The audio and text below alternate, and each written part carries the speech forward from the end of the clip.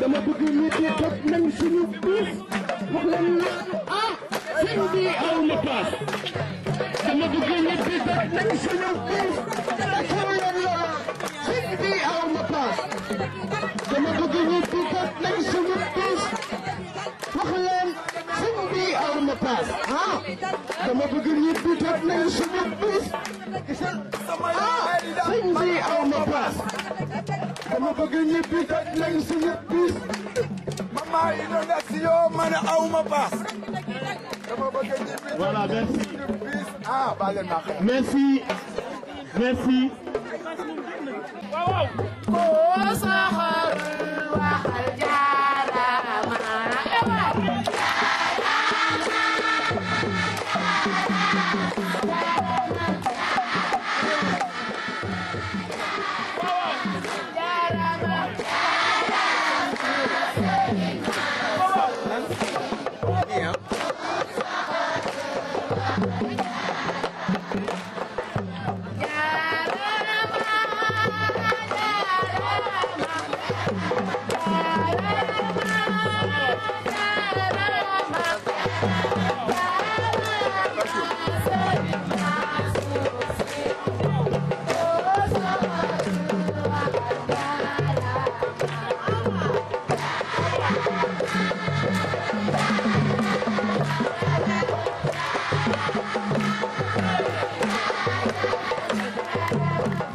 ni'matihi wa jalalihi tatimu salihat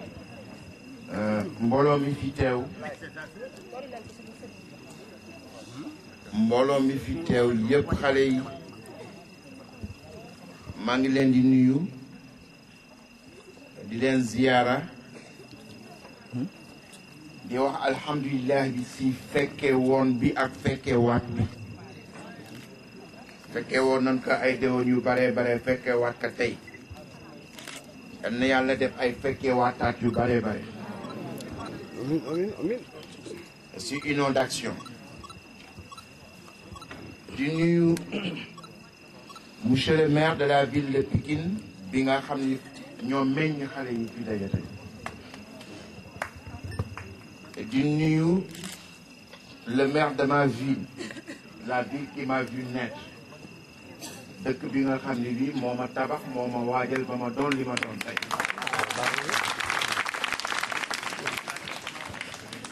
yenn saa yi damay toog ay sabar wër ma ku nga xam ni mokkaloo sa diine daama dut baaraam waaye sa maam sëñ Babacar dafa ni xam-xamu diine su ko xam-xamu àdduna tungoomul yaa nga jëm sa kàmb ga yow noobul nga de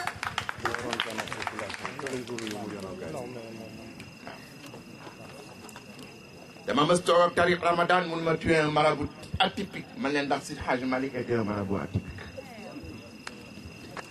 bi mu ñëw Tivaouane lan la fa fekk gàmmu gàmmu est une pratique païenne c'est pas une pratique religieuse comme aj était une pratique païenne diine bi mu ñëwee dafa fekk aj Seydi Hadji Malick bi mu demee ndax sama baay si Moustapha dafa ni loo gis lu nekk dafa am mode d'emploi du si aspirine nag asporo rek ñaar suba ñaar midi ñaar ngoon kon loo gis si àdduna dafa am mode d'emploi nee na bi mu ñëwee fekk leen si anam boobu te di doxoneem si dëkk ba mu dem jaxasoog ñoom di naxanteeg ñoom di génn na leen si loolu parce que dafa déggoon àdduna dafa amoon mode d'emploi ba li nga xam ni moom la bëggoon si wàllu daawa yàlla defal ko ma yaakaaram noonu itam nag su fekkoon ni woon damay def lu may duute baaraam ba ma ñëw Ndar bii nga xam ne ñoo ma meññ di dëkku leer di dëkku xam-xam Seydi Hadji Malick jaar na fi ñu defal ko Sëñ Touba jaar na fi ñu defal ko Cheikh Sadibou jaar na fi ñu defal waaw man fii laa jànge si kër sëñ Mamour Ndiaye kër gi ma jànge fa de Seydi Hadji Malick jëkke lale malaanu wasifa téere bi say xaajuma yi doon jàngi laam yu Alxuraan ak bindam yu tedd ya nekk sa haamish ba téere boobu la ma sëñ Mamour jàngale laam yu Alxuraan kon nag suñu doon def lu bon ba ñëw fii dafa mel ne mënoon naa ko tekki waaye lii amul dara lu ñaaw lu ci nekk du moxtafin du moustarchidine du jumelage lan la inondation la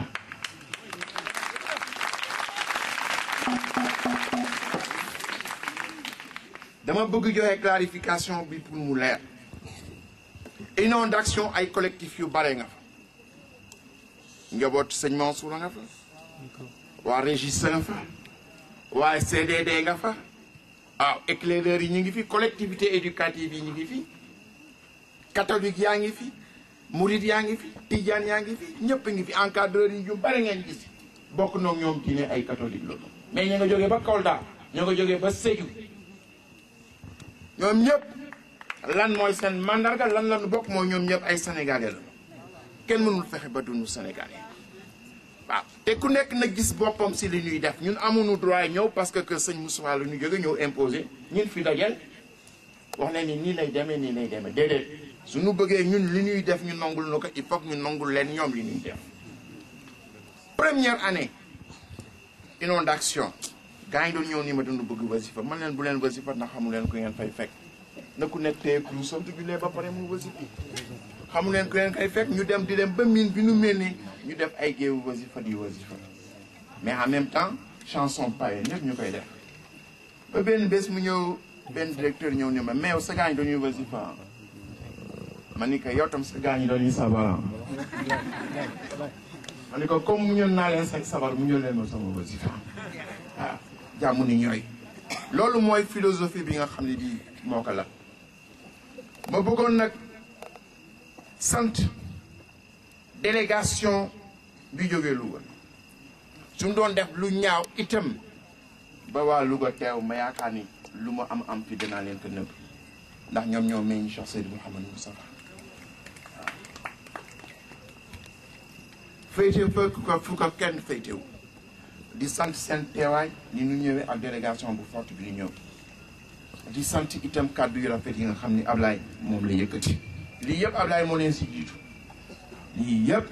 le cercle culturel de Louga bi daan gagné coupe yu bare Ablaye moo leen jiite woon lii tam nag bokk suñu culture nationale introduction boobu laa bëggoon def di sant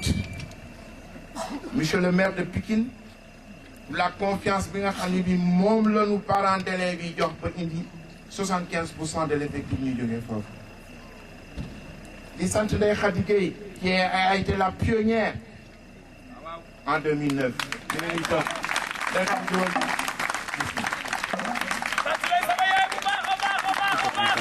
ñu ñëpp noonu la moom moo dem discuter ak parents yi ba jàng sa biir néeg ba te ñi ñooy tamaji lu xale yi togg mu nekk ñoom la bàyyi seen ay njaboot nekk fi pendant 1 mois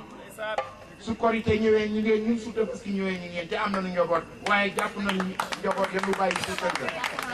waaw njaboot yenu bàyyi sa kër ga moo xale yi ñu fi fekk si ñoom la ñëwee moon nga may ma def leen mention spéciale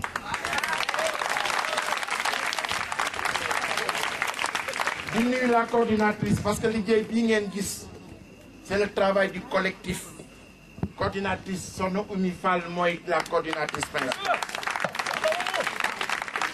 coordinatrice adjointe baa ngi nii toog di Soxna Kanji ak ñi mu nekkal ak la commission communication daan def un travail de 3 mois à 4 mois yu nga xam ni kenn du ko yëg derrière les rideaux mais gis na travail boobu moo tax lii man dajaloo commission yëpp maa ngi leen di sant di leen gërëm ngeen may ma nag ma sant le président de la République waaw c'était en 2009 on était dans l'opposition avec Macky Sall avec Moustapha Niasse Abdoulaye Wade moo fi nekkoon bëgg woon li am def na lu ne pour arrêter ko infiltrer la ñu sax ak des gens des renseignements généraux waaye bi muy metti Macky Sall moo ma jëkk jox 1 million bi muy metti Moustapha Niasse moo ma jëkk ma jox 1 million wolof dafa ni ku am fasu gattax di la togg su amee naaru góor du tax ñuy wax. million bi ma daan jox léegi ay millions yu bare ñoo si tegu xale yi papa Macky dimbali na leen papa Moustapha Niasse dimbali na leen tata Mariam Sall dimbali na leen waaw premier ministre Mamadou Nione dimbali na leen ñoo ñëpp dugg nañ si seen bopp waaw.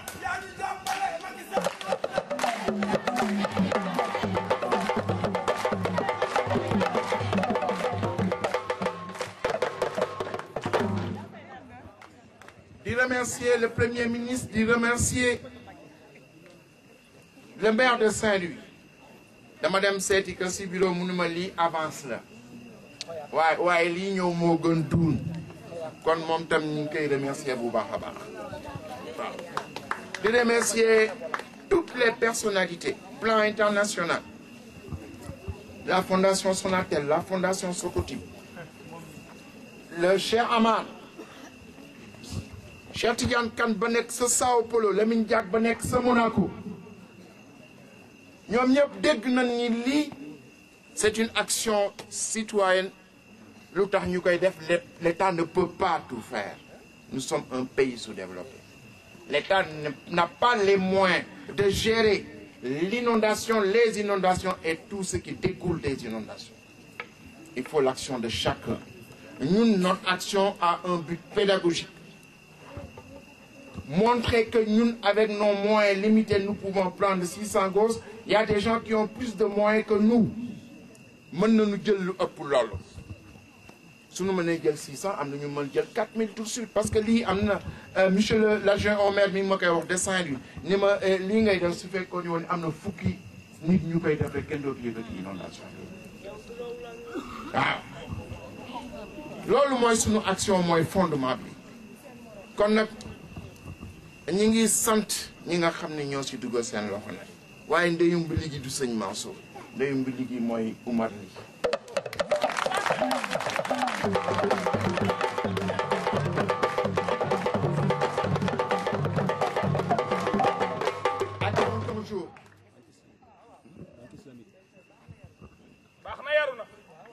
ak tonton Jo animation bu neex bi mu fi animé ak moniteur ak monitrice tonton yak tata yi mu ànd ak yëpp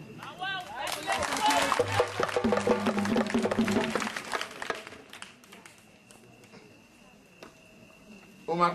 dana la yàlla fekk ndax ñun dañ doon tâtonner par ignorance moo tax ñu jël 600 bi ñu koy def xamuñu woon ni moyenne bi 80 la xamuñu woon ni moyenne bi 200 la ñu dem noonu rek suñu xër yóbbuñu xale yi la première année kenn passé wu leen visite médicale kenn assuré wu leen waaw bi ñu commencé amuñu 15 dëggal fit rek waaw il faut être fou pour réussir certaines choses waaye bi nga xamee ni chantage nañu def nañu lu nekk nag waaye bi nga xamee ni Oumar ñëw na dafa jàpp suñu loxo ni ñu kenn du ko defee nii 600 bare na waaye mën naa négocier ba ñu permettre leen ko waaye xale yi il faut que ñu assurer leen moniteurs yi il faut que ñu assurer leen xale yi il faut que ñu passer visite médicale moniteurs yi ak encadreurs yi il faut que ñu passer visite médicale il faut que ñu veiller à l'hygiène il faut que ñu transformer la pédagogie teg ñu si yoon scientifique parce que lii ñuy def fii c'est sur la supervision du ministère de la jeunesse. Nous obéissons à des règles bien précises qui incarnent la rigueur. Le ministère de la jeunesse war na ko mbubu loolu yëpp moom moo nu ko jàngal ndax wolof dafa wax ni koo fekk si mëninam xeeb sa bopp bi ñu ñëwee ba mu won fu ñu war jaar ba ñu xeeb suñu bopp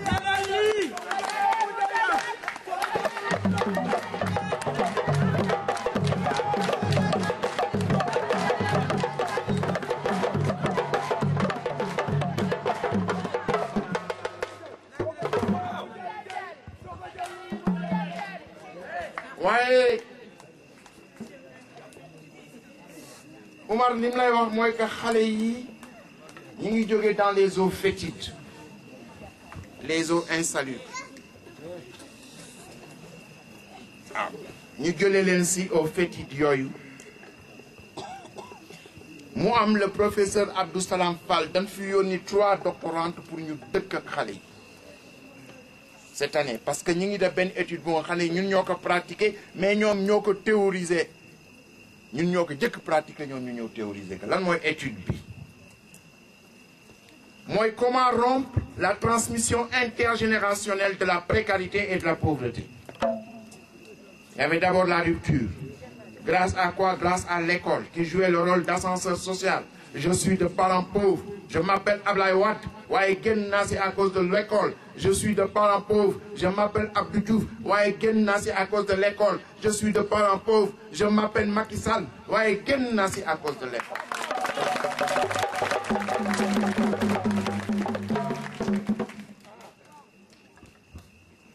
Waaye boobu temps, l'école jouait le rôle d'ascenseur social. C'était la rupture. Il y avait une rupture de la transmission intergénérationnelle de la pauvreté. Macky Sall est de parents pauvres, mais il n'est pas pauvre parce qu'il y a la rupture de la santé. Ensuite, il y a la récurrence. L'école jouait le rôle d'ascenseur social, mais dès l'instant où l'école produit des diplômés chômeurs, je suis de parents pauvres et j'ai toutes les chances de rester dans la pauvreté. Parce qu'après mes études, je ne trouve pas de travail. C'est la récurrence. Mais il y a la résilience. Je suis de parents pauvres, mais je n'accepte pas cette pauvreté comme une fatalité. Il faut que moi ait un déclic qui déclenche chez moi le refus de cette fatalité.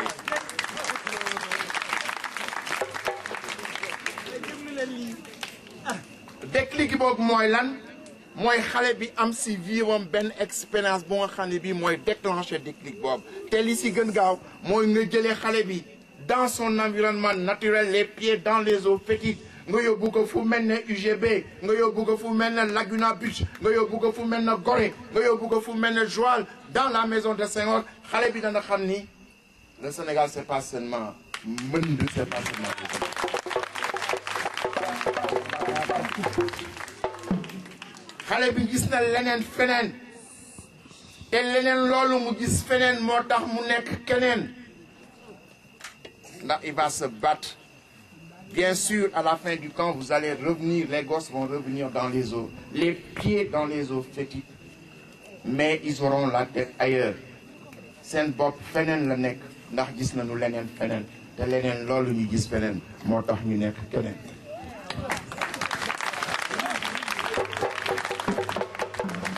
C'est ça l'objectif d'inondation. muy xeewal bu rëy nag bi ñu yàlla defal. ma dellu si waat nag si sama dëkk. xam nga lan laa jàng fii amul feneen nag. xam nga man en tant que tijaan bugguma tama. en tant que tijaan bugguma sax nu koy wax tabala. tabala xaadir yi sax daf nu daan déranger. waaye ndar moo ma yar. ndar moo ma jàngal tolérance. non ndar moo ma jàngal accepter l'autre. ndax Saint-Louis rek moom moo am tey jii su ngeen demee jàng yi rek dem ne yër jàng yi am Saint-Louis. Saint-Louis rek moo am su jàng amee murid bi day toog am na 45 minutes. tijaan bi jël 45 minutes. xaadir bi ak seen tabala jël 45 minutes. waaw Ibnu Moyib jël 45 minutes daayira table jël 45 minutes ndax rek la am amul feneen. ñoom lu lay jàngal mooy lan mooy nga accepter l'autre te li nga xam ni moom moo ma gën saf li ma jànge ci inondation mooy le caractère écuménique ñi nga xam ni ñooy encadré ñëw duñ leen jox fifteen ñu jógee ba Sédhiou jóge ba Kolda dans le bénévolat parce que gëm nañu lii bokk na ñoom diine ñi ngeen gis ñuy fecc di tëb di dal di animé yëpp bokk na ñoom diine mais c'est ça man qui m'attache à inondation parce que Sénégal loolu mooy Sénégal du leneen man am naa lu ma def tey mënoon naa dem taxaw ci ay jàng di way yonent bi ba di seg di ko firi mais lii tam man na ma jàpp ni sama diine la bokk sama humanité la bokk waaw moo tax maa ngi félicité di kontaan à chaque fois que mu ñëw inondation gis suñu mbokku catholique yi ils ont su conserver le paganisme ils ont su conserver notre partie culturelle païenne que nous avons perdu dans la restitution de notre patrimoine et de notre legs ancestral.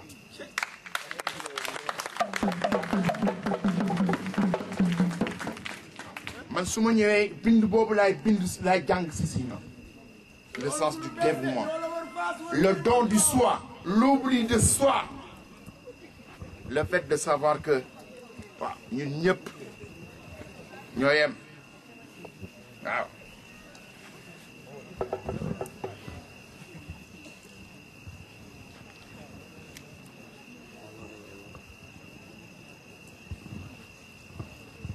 yeneen yàlla fay.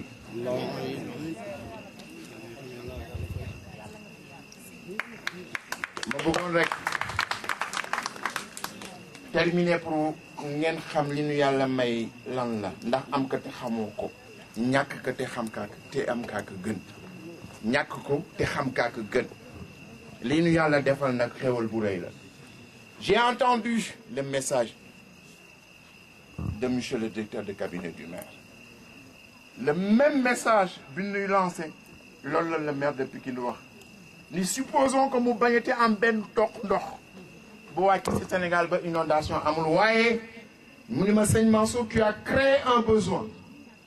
Ce besoin c'est quoi? La nécessité pour les enfants qu'il y ait inondation ou pas de se retrouver dans une colonie de vacances. dañu bëggoon nga jël tey sa engagement ni daan nu ko defal. ma ni ko aw ma benn problème par rapport à ça ma ñëw fii maire Saint-Louis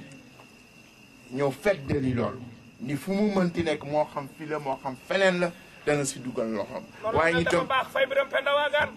ma bëggoon rek wallaay wax dëgg yàlla que daanu wut infrastructure boo xam bi at bu nekk ak seen ndimbal daanu ko mën def fii ma tëjee nag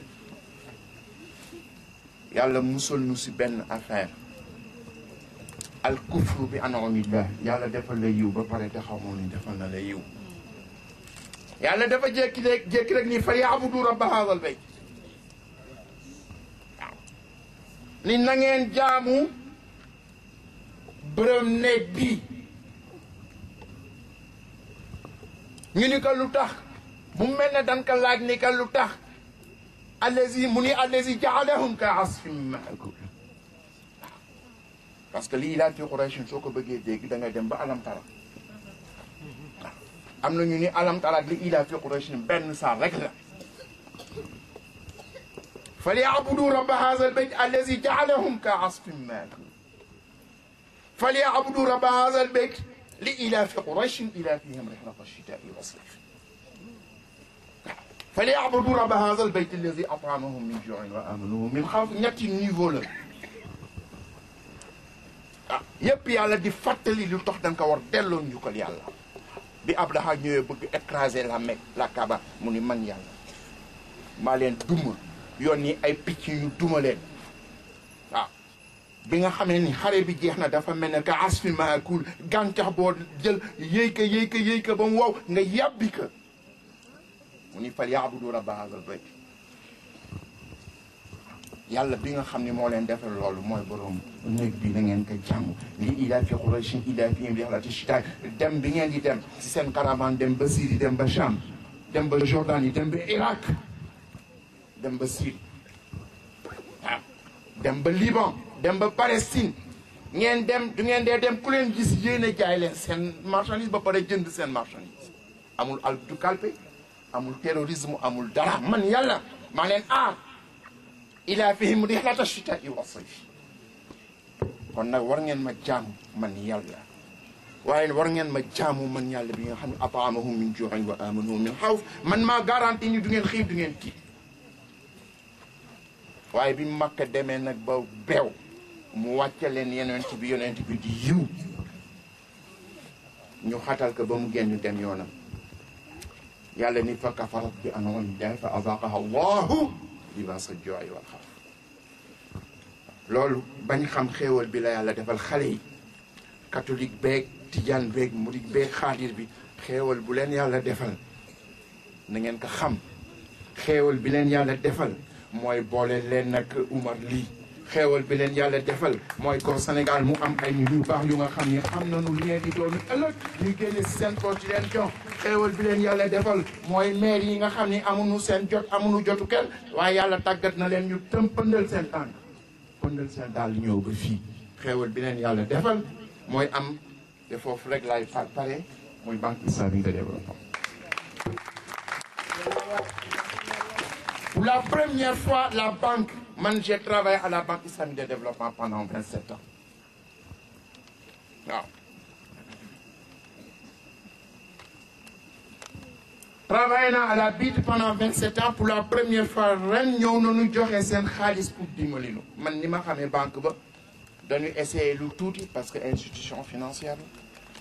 So état bi ñëwé duggal sen loxo ñu gën wolu. Néama bu rëy la mooy la plus grande institution religieuse du Sénégal banque islamique de développement suñu xamoon ne lii jaaxaan la xale yi di ñoo ñu leen tëggal ñu fay kon su fekkoon ñu ñoo doon jàpp ni loolu jaaxaan la duñ fi dugal seen xaalis parce que Makka la ñu nekk Medinatu Munawwara la ñu nekk lii ñu fi def yëpp dañ koy filmé gis nañ ko avant ñu dugal seen xaalis fii waaw kooku xéewal boobu ñu yàlla def le fait que banque islamique participait à ça daf ñuy ubbil buntu ñu nekk les agents catalyseurs de tout le financement arabe maa ngi ñaan yàlla mu defal ñu lool. état bi dégg loolu dugal si seen loxo gënati si dugal seen loxo lu weesu li si daan dugal seen loxo loolu yëpp neexma la xeewal la bu ñu yàlla defal xale yi yal na ngeen ko xam seen waajur yi xam ko. am na ñu nga xam ne itam dañ leen di fàtte mooy transporteurs yi ak chauffeurs yi transporteurs yi nga xam ne Medina Mbuub waaw Njoogu Fay nga xam ne dès le début depuis 2009 dañuy mettre à notre disposition leur voiture gratuitement. tàccu leen loolu waay. booba daan yóbbu diggante Dakar ak Mbour wala diggante Dakar ak Mboro mais diggante Dakar ak Ndar. ak si wàllu transport ni mu jafee mais ñun lii mooy suñu contribution parce que xale yi ñooy doomi ëllëg kon tam ñu ngi leen di sant di leen gërëm di sant di gërëm ñëpp di ñaan yàlla lu ngeen mën ren yàlla na ngeen mën di woon lu ko ëpp waaw ñaari maire yi nga xam ne ñoo sumb seen mission li ñuy réaliser parce que maire ak président de la République ñooy am. Il est facile de gagner le pouvoir par la ruse, mais pour se maintenir le pouvoir, il faut des résultats. Il faut un bilan. Il y a des bilans bon nous nous présentons nous Congo. Nous sommes à cause de votre bilan, nous reconduire la terre, reconduire la terre, reconduire la terre. Il y a des bilans. Di leen ziara di leen masawu coono xale yi maa ngi leen di baalu discours bu gudd bi di remercier bu baax El Phénoméno